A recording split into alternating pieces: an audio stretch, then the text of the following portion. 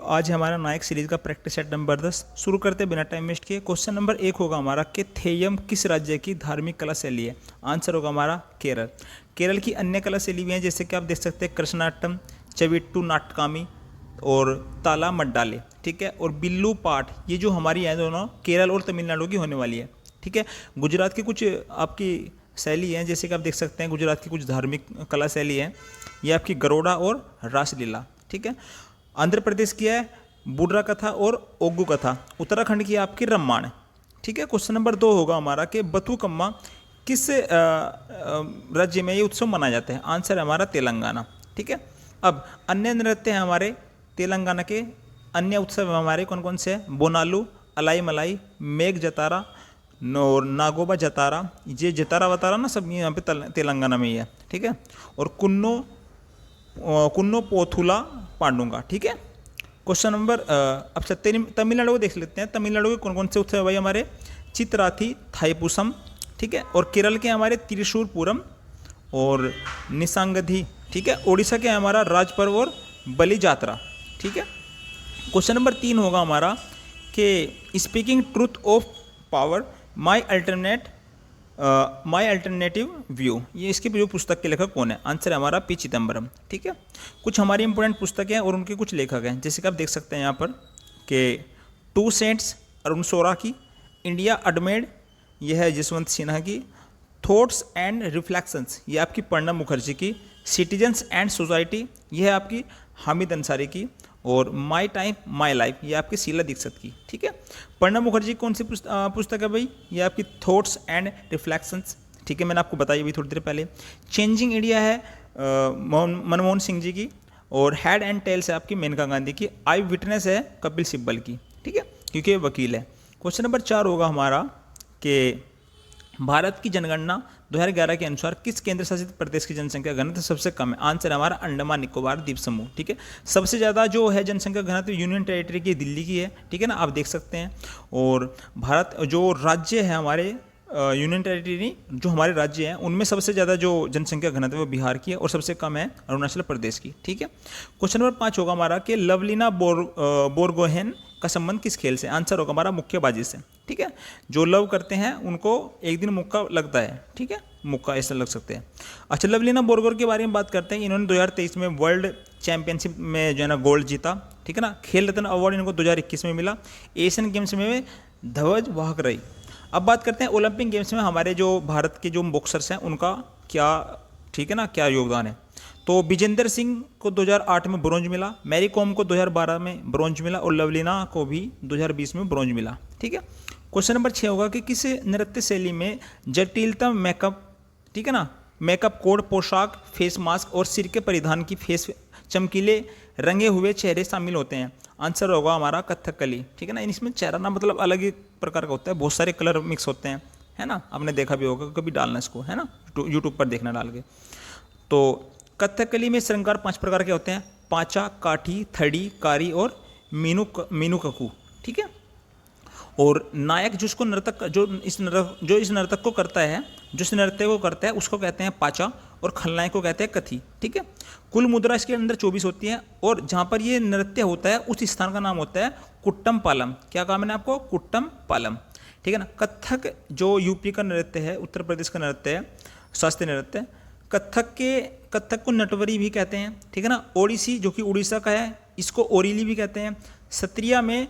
सत्रिया जो कि असम का है इसमें बोर संगीत का प्रयोग किया जाता है। ठीक है ना, और ओडिसी में 5 प्रकार के ओडिसी जो है आपका जो ओडिशा का है इसके अंदर 5 प्रकार के रंग होते हैं, जैसे कि आप देख सकते हैं लाल, पीला, हरा और सफ़ेद। लाल होता है बुराई का, पीला होता है संत या महिलाओं का, और हरा होता है आपका कुलीनता का, और जो सफ़ेद दाढ़ी होती है ये उच्चतम चेतना की होती है। ठीक है ना, क्वेश्चन नंबर 7 होगा हमारा कि खेलों को उद्योग का दर्जा देने वाला पहला भारतीय राज्य कौन सा बना है? आंसर होगा हमारा मिजोरम। ठीक है ना, और भारत का पहला राष्ट्रीय खेल विश्वविद्यालय जो कि नेशनल स्पोर्ट्स यूनिवर्सिटी है आपका कहाँ पर है भाई? मणिपुर में 2018 में इसकी स्थापना हुई थी। ठीक है, अच्छा, क्वेश्चन नंबर 8 होगा हमारा कि किस वर्ष सांची को यूनेस्को विश्व धरोहर में शामिल किया गया था? आंसर है हमारा 1989 में, जो कि पड़ता है एमपी में, यानी कि मध्य प्रदेश में पड़ता है। टोटल हमारी जो यूनेस्को धरोहर में जो साइट्स हैं वो टोटल हमारी 42 हैं।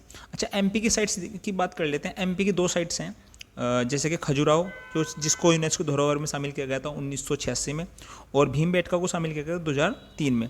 हम्पी को शामिल किया गया था 1986 में, जो कि कर्नाटक में पड़ती है, और पट्टड़गढ़ को शामिल किया गया था 1987 में, कर्नाटक में पड़ती है। बोध गया जो बोधि मंदिर है, इसको 2002 में, जो कि बिहार में है। क्वेश्चन नंबर 9 होगा हमारा कि जनवरी 2024 तक स्थिति के अनुसार कितने देश वर्ल्ड बैंक के सदस्य बन चुके हैं? भाई 189 सदस्य बन चुके हैं वर्ल्ड बैंक के। वर्ल्ड बैंक की स्थापना हुई थी 1944 में, इसने वो काम करना शुरू किया था 1945 में, और सम्मेलन जो हुआ था इसका ब्रेटन वुड्स में हुआ था, ठीक है, और इसका जो हेडक्वार्टर है वो यूएसए यानी कि वाशिंगटन में है, ठीक है। बात करते हैं वर्ल्ड बैंक की, तो वर्ल्ड बैंक में टोटल जो है ना 189 सदस्य हैं। 189वें सदस्य बना था हमारा लास्ट वाला ये नोरू बना था, ठीक है ना। अध्यक्ष हैं इसके विजय बांगा, किसके? वर्ल्ड बैंक के। सर्वाधिक जो शेयर हैं इसके अंदर वो जो है वो 16.8% जो है ना यूएसए के शेयर्स हैं। बस यूएसए की कंपनी है तो यूएसए ही होगा, है ना, वर्ल्ड बैंक है जो यूएसए का ही है। अन्य नाम कौन कौन से हैं इसके? IBRD, ठीक है। और भी अन्य नाम है इसके वर्ल्ड बैंक के, कौन कौन से आप देख सकते हैं यहाँ पर? IBRD, IDA, IFC, MIGA और ICSID, ठीक है ना। बात करते हैं क्वेश्चन नंबर 10 की, तो राष्ट्रपति के कुछ अनुच्छेद हैं, वो आपको मैं बता देता हूँ कौन कौन से अनुच्छेद हैं। राष्ट्रपति 52 में आपका राष्ट्रपति का पद, ठीक है ना। 53 में कार्यकाल, कार्यपालिका का प्रमुख होगा कौन? राष्ट्रपति। और 54 में होगा इसका निर्वाचन, इलेक्शन, यानी कि 55 में होगा कोटा, ठीक है ना, मैनर्स ऑफ इलेक्शन। और 56 में होगा कार्यकाल, 5 वर्ष का होगा राष्ट्रपति का। और 57 में होगा कि दोबारा इलेक्शन, यानी कि री इलेक्शन, ठीक है। और 58 में होगा योग्यताएं, क्वालिफिकेशंस, ठीक है ना, यानी कि 35 वर्ष से कम आयु का नहीं होना चाहिए हमारे राष्ट्रपति। और 59 में होगा दशाएं, यानी कि कंडीशंस होगी कुछ। और 60 में होगा शपथ। और 61 में होगा महाभियोग, ठीक है ना, इम्पीचमेंट। क्वेश्चन नंबर 11 होगा हमारा कि भारतीय संविधान के भाग 5 में किस किस का जिक्र किया गया है? आंसर होगा हमारा संसद का जिक्र किया है, संघ न्यायपालिका का, और भारत के नियंत्रण में मालिक यानी कैग का जिक्र भी किया गया है, ठीक है। इनके अनुच्छेद सारे भाग 5 के अंदर ही है। और बात करते हैं क्वेश्चन नंबर 12 की कि संविधान के कौन सा अनुच्छेद राष्ट्रपति और उपराष्ट्रपति के चुनाव से संबंधित या उनसे जुड़े मामलों को से संबंधित है? आंसर है हमारा अनुच्छेद 71। बात करते हैं उपराष्ट्रपति के कुछ अनुच्छेदों की, जैसे कि देख सकते हैं आप, इसकी एक ट्रिक भी है, उसका निकास शनि है, ठीक है ना। शनि बाद वाला न है ना वो साइलेंट रखेंगे। तो ऊ से उपराष्ट्रपति का पद, से सभापति होगा किसका? राज्यसभा का से कार्य, नी से निर्वाचन, और दूसरे का से कार्यकाल, से होगा शपथ, और दूसरे से होगा आपका पहले वाले से समय यानी कि टाइम, और दूसरे से होगा इसका शपथ। क्वेश्चन नंबर 13 होगा कि भारत के राष्ट्रपति का पर जो है ना महाभियोग चलाया जाता है, इसके बारे में थोड़ी चर्चा कर लेते हैं महाभियोग के बारे में। इसका जो है ना महाभियोग के बारे में बात करते हैं, तो महाभियोग का जो संविधान का उल्लंघन जो करता है उस पर महाभियोग चलाया जाएगा, ठीक है ना। प्रस्ताव पारित होता है 2/3 बहुमत के साथ। नोटिस जो दिया किया जाता है इसको, किसको भला? राष्ट्रपति को 14 दिन पहले बता दिया जाता है कि आप पर महाभियोग चलाया जाएगा, ठीक है ना।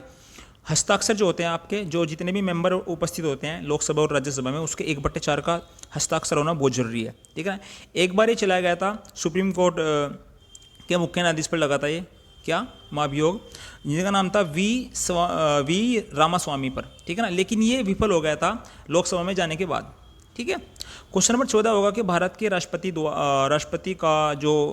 जिनकी नियुक्ति करता है वे कौन कौन से हैं? राष्ट्रपति के द्वारा जिनकी नियुक्ति की जाती है, ठीक है ना। भारत के मुख्य न्यायाधीश की नियुक्ति भी राष्ट्रपति के द्वारा होती है। उच्च न्यायालय के न्यायाधीश, राज्यपाल, वित्त आयोग के अध्यक्ष, दिल्ली के सीएम और यूनियन टेरिटरी के सीएम सारे, ठीक है ना। और मुख्य चुनाव आयुक्त और अन्य चुनाव आयुक्त भी, ठीक है ना। पीएम यानी कि प्राइम मिनिस्टर, महान्यायवादी और नियंत्रण में महालेखा, ठीक है ना, यानी कि कैग।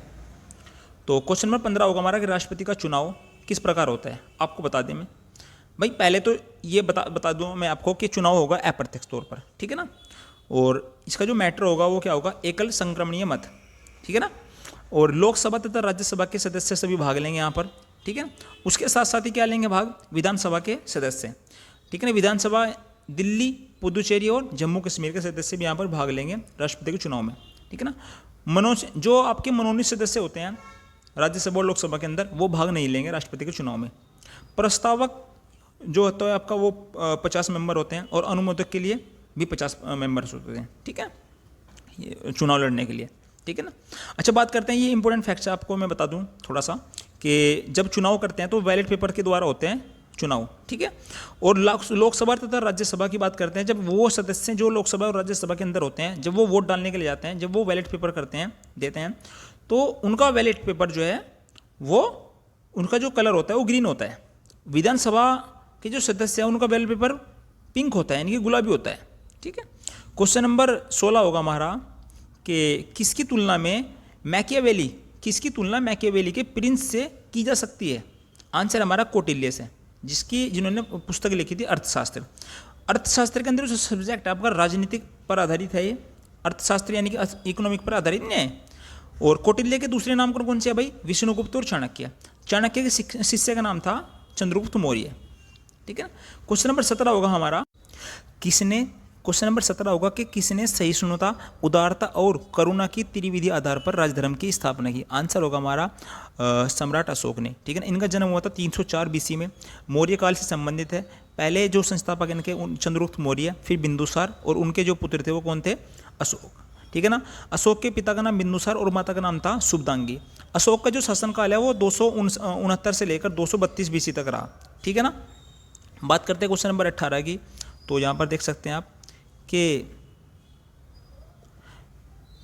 किस अभिलेख में अशोक का जो नाम है ना वो उल्लेखित है। आंसर हमारा गुर्जर अभिलेख में, ठीक है ना। अच्छा, तो अभिलेखों की बात करते हैं, तो अशोक के अभिलेख को खोजा गया था टी फैंथनर ने 1750 में, और इनको पढ़ा गया था जेम्स प्रिंसेस ने 1837 में, ठीक है। शिलालेख की बात करते हैं, अशोक के टोटल 14 हैं, स्तंभ लेख है 7 और गुहा लेख है 3, ठीक है। गिरनार, ये भी क्वेश्चन कभी कभी पूछ लेता है कि गिरनार अभिलेख आपका कहाँ पर है? सौराष्ट्र में, जो कि गुजरात में पड़ता है, ठीक है। गिर यानी कि गुजरात। कालसी अभिलेख है आपका उत्तराखंड में। धौली जोगढ़ अभिलेख आपका पड़ता है, ये उड़ीसा में पड़ता है। एरागुड़ी का अभिलेख पड़ता है आंध्र प्रदेश में। क्वेश्चन नंबर 19 होगा हमारा कि जो कलिंग है, कलिंग युद्ध का विवरण जो है किस शिलालेख में मिलता है? आंसर होगा हमारा 13वें शिलालेख में मिलता है। 261 BC में कलिंग युद्ध हुआ था। अच्छा, कलिंग की जो कैपिटल है वो तोसली है, दया नदी के किनारे पर स्थित है, और ये वर्तमान में उड़ीसा में पड़ता है। क्या? कलिंग, ठीक है। क्वेश्चन नंबर 20 होगा हमारा कि मौर्य काल के दौरान एग्रोनॉमी, क्या काम है आपको? एग्रोनॉमी अधिकारी किस क्षेत्र से संबंधित था? आंसर है हमारा मार्ग निर्माण, यानी कि जो रोड कंस्ट्रक्शन का काम करता है ना उसके। और ये जो है ना इसके और भी काम थे, जैसे कि नदी का निर्माण करना और कृषि का निर्माण करना, ठीक है ना। इंडिका की जो लेखक है वो मैगस्थनीज है। इंडिका के अंदर भी जो है ना मौर्य प्रशासन की बात की गई है, और इसके अंदर भी 2 अधिकारियों के जिक्र किया गया है, जैसा मैंने आपको बताया अभी, एग्रोनॉमी और दूसरा एरिस्टोनॉमी। एरिस्टोनॉमी का संबंध है व्यापार से, ठीक है ना। बात करते हैं सीता अध्यक्ष का संबंध है आपका कृषि अधिकारी से। पुरोहित अधिकारी को कहते थे मुख्य पुजारी, जो कि किसी स्पेशल परिवार के पुजारी होते थे। और धर्माधिकारी का जो संबंध था आपका वो न्यायिक अधिकारी से था, ठीक है। क्वेश्चन नंबर 21 होगा कि अरावली पर्वत श्रेणी की सबसे ऊंची चोटी कौन सी है? आंसर होगा हमारा गुरु शिखर, जिसकी ऊंचाई है 1722 मीटर की, ठीक है। और प्राचीनतम श्रेणी जो ये अरावली पर्वत श्रेणी है, ये कहाँ फैली गई है? दिल्ली, हरियाणा, राजस्थान और गुजरात में, ठीक है। और इसकी जो ये राष्ट्रपति जो भवन है दिल्ली में, वो अरावली पर्वत की राजसैनी पहाड़ियों पर स्थित है, ध्यान रखें इस चीज़ को। क्वेश्चन नंबर 22 होगा हमारा कि वेम्बनाड झील किस राज्य में स्थित है? आंसर है हमारा केरल, ठीक है। भारत की सबसे लंबी झील ये कौन सी है? ये वेम्बनाड है, जिसकी जो सबसे लंबी है ना, जो उसकी लेंथ है ये 996.5 किलोमीटर है, ठीक है ना, ध्यान रखेंगे। पुलिकट झील है आपका तमिलनाडु में, और कोलेरू झील है आंध्र प्रदेश में, बेलांदूर झील है आपका कर्नाटक में, और हुसैन सागर और नागार्जुन जो झील है आपकी तेलंगाना में पड़ती है, ठीक है। लोनार झील आपकी पड़ती है, लोनार और पोवई झील है महाराष्ट्र में। जयसमंद, फतेह सागर और पिछोला है राजस्थान में। भीमताल, राकसताल उत्तराखंड के अंदर पड़ता है। रेणुका और चंद्रताल झील हिमाचल प्रदेश में पड़ती है। क्वेश्चन नंबर 23 होगा कि होगे नक्कल जलप्रपात किस नदी पर है? आंसर है हमारा कावेरी नदी पर, ठीक है ना। अन्य भी हैं इस पर कावेरी नदी पर, जैसे कि शिव समुद्र जलप्रपात भी कावेरी नदी पर पड़ता है, जो कि एशिया का पहला जल विद्युत ग्रह है, ठीक है ना। भारत का सबसे बड़ा ऊंचा जलप्रपात कौन सा है? कुच्चिकल, जो कि कर्नाटक में पड़ता है। वराही नदी पर 455 मीटर ऊंचा है, ठीक है ना। बात करते हैं क्वेश्चन नंबर 24 की। तो दक्षिण भारत की एकमात्र गोखुर झील किसे माना जाता है? आंसर हमारा ये जो है गोखुर झील है, ये चालकुड़ी झील है हमारी, है ना। ये कहाँ पर पड़ती है? आंसर हमारा केरल के अंदर, ठीक है ना। गोखुर झील को चापाकार झील भी कहते हैं, छाडन झील भी कहते हैं, और ये ओक्सबो झील भी कहते हैं। ओक्स यानी कि बैल, ठीक है ना। ये बैल की तरह इसका जो बैल का जो पैर है, जो ओक्स यानी कि बैल का जो पैर है उसके आकार की ये झील होती है, ठीक है ना। भारत की सबसे बड़ी चापाकार यानी कि ओक्सबो जो झील है ना, पूरे भारत की सबसे बड़ी जो झील है वो कौन सी हमारी? वो है कांवर झील। कौन सी? कांवर झील, जो कि बिहार में पड़ती है। क्वेश्चन नंबर 25 होगा कि उत्तर प्रदेश कुछ इंपोर्टेंट वन्यजीव अभ्यारण्य हैं, वो आपके कहाँ कहाँ पड़ते हैं? जैसे कि भगवान महावीर वन्यजीव अभ्यारण्य गोवा के अंदर है, कीसली वन्यजीव अभ्यारण्य जो ये मध्य प्रदेश में, पोपारा है जो आपका ये केरल के अंदर है, पेपारा, ठीक है। और खिजड़िया है गुजरात के अंदर, और ये बार नवापारा है छत्तीसगढ़ के अंदर, पोबितोरा है असम, कोरिंगा है आंध्र प्रदेश, और गहिर माता पड़ता है उड़ीसा के अंदर, ठीक है ना। गहिर माता जो है अलीव जो एक प्रकार का है, ये एक कछुआ है जिसका नाम है अलीव रिजले। क्या काम है आपको? अलीव रिजले कछुआ है, वो कहाँ पर पाया जाता है? उड़ीसा के अंदर पाया जाता है। सबसे बड़ा जो वाइल्ड लाइफ सेंचुरी है आपका पूरे भारत के अंदर, ये कच्छ है जो कि गुजरात में पड़ता है, जंगली गधों के लिए फेमस है। और सबसे जो छोटा है वो बोर है जो कि महाराष्ट्र में पड़ता है। क्वेश्चन नंबर 26 होगा कि I do watt I do पुस्तक के लेखक कौन है? आंसर होगा हमारा रघुराम राजन। ये गवर्नर रह चुके। अब मैं आपको बताता हूँ टोटल जितने भी गवर्नर हैं भारत के, जिनके सिग्नेचर होते हैं नोट पर, तो उनकी कुछ पुस्तकें हैं। जैसे कि रघुराम राजन की कौन कौन सी पुस्तक है मैंने आपको अभी बताया, I do watt I do. दूसरी है इनकी पुस्तक थर्ड पिलर। एक है हमारे डी सुब्बा राव, इनकी पुस्तक का नाम है who moved by interest rate. इसको याद कर लेंगे, मैं आपसे पूछ सकता हूँ बाद में कभी भी, किसी भी क्लास के अंदर पूछ सकता हूँ। उर्जित पटेल की कौन सी पुस्तक है भाई? ओवरड्राफ्ट, ठीक है ना। अच्छा, विमल जालान की 3 पुस्तकें हैं। ये है आपकी एमरिंग इंडिया, ठीक है ना, और दूसरी पुस्तक है हमारी द फ्यूचर ऑफ इंडिया, और तीसरी है हमारी रिसर्जेंट, ठीक है ना, रिसर्जेंट इंडिया। क्वेश्चन नंबर 27 होगा कि आरबीआई किस अधिनियम के दायरे में आता है? आंसर है हमारा भारतीय रिजर्व बैंक अधिनियम 1934 के द्वारा इस दायरे में आता है, ठीक है ना। कुछ और इंपोर्टेंट हमारे अधिनियम है जैसे कि आप देख सकते हैं बैंककारी विनियम अधिनियम यानी कि बैंकिंग रेगुलेशन एक्ट 1949 में लाया गया था। सरकारी प्रतिभूति विनियम एक्ट जो कि गवर्नमेंट सिक्योरिटी रेगुलेटिंग एक्ट है 2006 में लाया गया था, ये इंपॉर्टेंट है। भारतीय सिक्का एक्ट 2011 में, ठीक है ना, 2011 यानी कि एक के सिक्के होते हैं जेब में बच्चों के। PSS एक्ट जो लाया गया था वो 2007 में लाया गया था, और PSS रेगुलेशन एक्ट जो है 2008 में लाया गया था, ठीक है ना। और क्वेश्चन नंबर 28 होगा कि कौन सा संस्थान वित्तीय स्थिरता रिपोर्ट प्रकाशित करता है? आंसर हमारा भारतीय रिजर्व बैंक यानी कि RBI, ठीक है ना।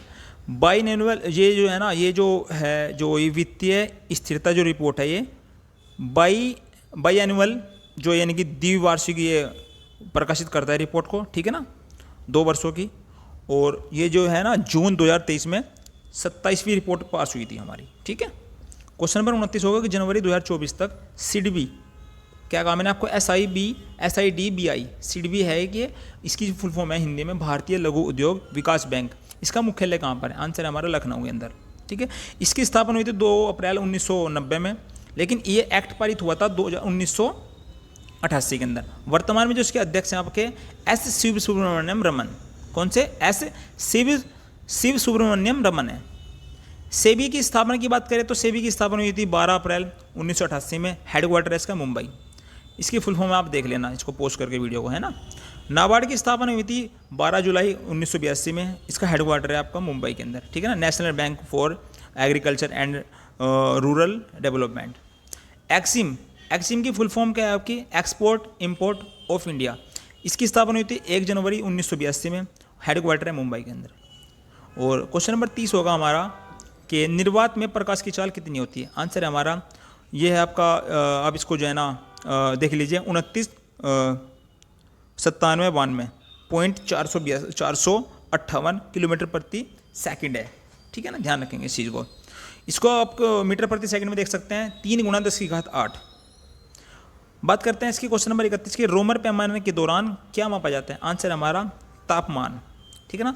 ये इसका फॉर्मूला भी है कि Celsius upon 5 is equal to Fahrenheit और -32/9, और यहाँ पर देख सकते हैं इजिकल टू ये रोमर अपॉन 5। जो भी आपसे पूछेगा वो आपको बताना है, ठीक है ना। एग्जाम में कभी कभी पूछ लेता है, ये रेलवे के एग्जाम में पूछता है बहुत। क्वेश्चन नंबर 32 होगा कि कौन सा अम्ल भारत में, कौन सा अम्ल मानव में मांसपेशियों की थकान के लिए जिम्मेदार है? जब आप बैठ जाते हो ना कभी कभी चेयर पर और आपको नींद आने लगती है, तो वो कौन सा अम्ल है जो आपके बॉडी में स्रावित होता है? आप कहीं पर बैठ जाते हो आराम से, ठीक है ना, टेक लगा कर बैठ जाते हो, तो एकदम से आपको आलस आने से शुरू हो जाता है, तो ये हमारा लैक्टिक एसिड, लैक्टिक अम्ल, ठीक है ना। क्वेश्चन नंबर 33 है हमारा कि चांदी की वस्तु हवा में के संपर्क में आने के बाद ना वो ऑटोमेटिकली काली होनी शुरू हो जाती है, तो ये प्रक्रिया किसके कारण होती है? आंसर हमारा सल्फर के कारण, क्योंकि सिल्वर सल्फाइड का निर्माण होता है ये हवा के संपर्क में आने के बाद, Ag2S, ठीक है, क्योंकि फिर ये काला हो जाता है। आपने देखा होगा चांदी की जो वस्तुएं पहनते हैं, अंगूठी वगैरह, ये काली हो जाती हैं। क्वेश्चन नंबर 34 होगा हमारा कि कौन सा अंग मानव शरीर में पित्त का उत्पादन करता है? आंसर है हमारा यकृत, ठीक है ना। यकृत शरीर की सबसे बड़ी ग्रंथि है और यह अमोनिया तथा यूरिया का निर्माण भी करती है। क्या? यकृत। क्वेश्चन नंबर 35 होगा हमारा कि प्राणी जगत में किस सदस्य के हृदय में 4 कक्ष होते हैं? आंसर हमारा पक्षियों के अंदर 4 कक्ष होते हैं भाई। सरीसृप की बात करते हैं, मगरमच्छ को छोड़कर, मगरमच्छ में टोटल 4 होते हैं, सरीसृप में नहीं होते, ठीक है ना। मगरमच्छ में 4 कक्ष होते हैं। अब बात करते हैं सरीसृप की, कुछ जैसे कि देख सकते हैं आप, इनके अंदर भी अलग अलग होते हैं। शार्क जो मछली होती है, शार्क, उसके अंदर कितने होते हैं भाई? 2 चैम्बर होते हैं, यानी 2 कक्ष होते हैं। छिपकली के अंदर कितने होते हैं? 3 चैम्बर। मनुष्य के अंदर होते हैं 4 चैम्बर, ठीक है ना। तिलचट्टा जिसके अंदर सबसे ज़्यादा चैम्बर होते हैं, वो होते हैं हमारे 13 चैम्बर। क्वेश्चन नंबर 36 होगा हमारा कि माइकोलॉजी का संबंध जो है ना किससे है? माइकोलॉजी के जो है ना अध्ययन किस अध्ययन के दौरान होता है? ये होता है हमारा कवक के दौरान, ठीक है ना।